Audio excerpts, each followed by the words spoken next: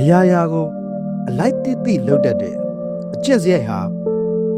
ကောင်းတယ်လို့ဆိုရပေမဲ့လည်းတချို့သောအရာတွေမှာမမြင်အောင်ဆောင်တတ်မှသာစိတ်ချမ်းသာရတဲ့ဖြစ်ရမျိုးတွေရှိနေတတ်ပါလေငါမှမရှိရင်မဖြစ်သေးပါဘူးဆိုတဲ့နေရာတော့အခုထိ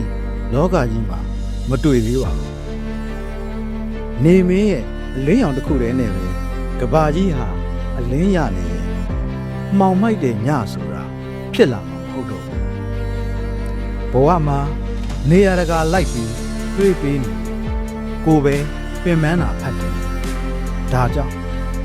လွတ်ချတဲ့နာလွတ်ချကြောခိုင်းတဲ့နာကြောခိုင်း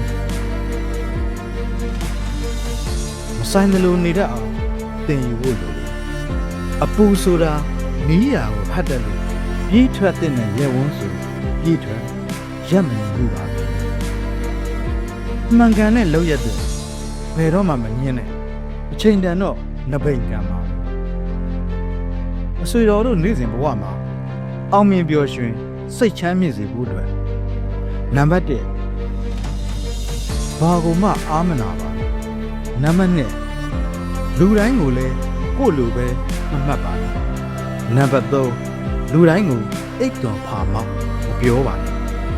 နံပါတ်4ဥပ္ပခါပြုတ်တဲ့နာကိုဥပ္ပခါပြုတ်နေစူးစမ်းပါတစ်ဖက်သားရဲ့အကြိုက်လိုက်လုံနေရင်ကိုယ့်ရဲ့တန်ဖိုးကိုအထီးကခံပါအောင်မြင်ပျော်ရွှင်စိတ်ချမ်းမြေ့တဲ့ဘဝကို